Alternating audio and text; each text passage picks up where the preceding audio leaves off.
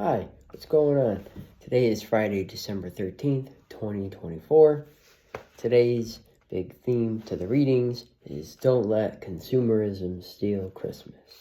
In 2023, retail sales in the United States reached an all-time high. A record $964.4 billion were spent between November 1st and December 31st, 2023. That was more than double the amount spent on gift giving just 20 years ago, and nearly double what people gave to charities that assist the poor in 2022. Although shoppers were well-intentioned in their pursuit of the perfect gifts, consumerism, Pope Francis cautioned in December 2023, can easily rob us of the true meaning and joy of Christmas. In fact, the risk of losing sight of what counts in life is great today. Pope Francis said, paradoxically, it increases precisely at Christmas. The mentality of Christmas changes. We are immersed in a consumerism that corrodes its meaning, the consumerism of Christmas. It is true that you want to give presents, that's fine. That is one way. But that frenzy of shopping that draws the attention elsewhere, and that sobriety of Christmas is lost. Let us look at the crib, that awe before the crib.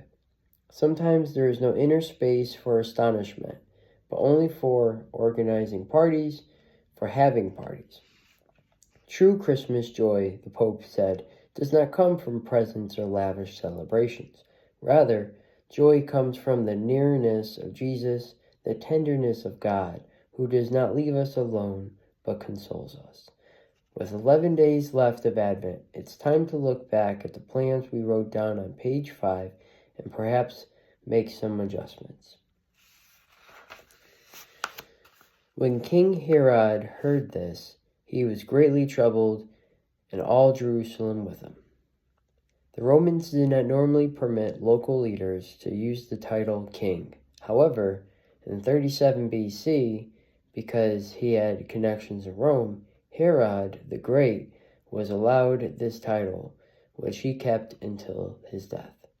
The fact that King Herod was greatly troubled when the Magi came looking for the newborn king of the Jews was not surprising, nor was it surprising that he would attempt to kill this child.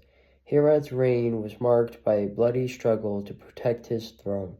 He kills anyone he considered a threat, which included, among others, 2 of his sons, his mother-in-law, and his favorite wife, Miriam.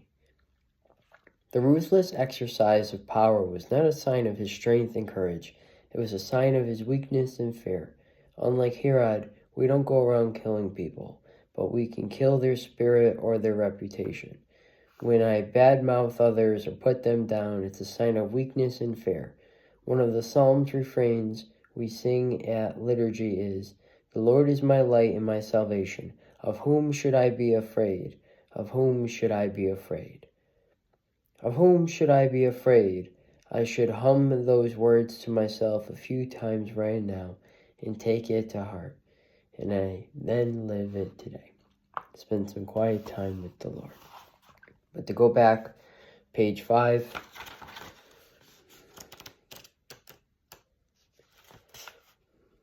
That goes back to day 5 is technically the November 30th. And that was Matthew's infancy narrative.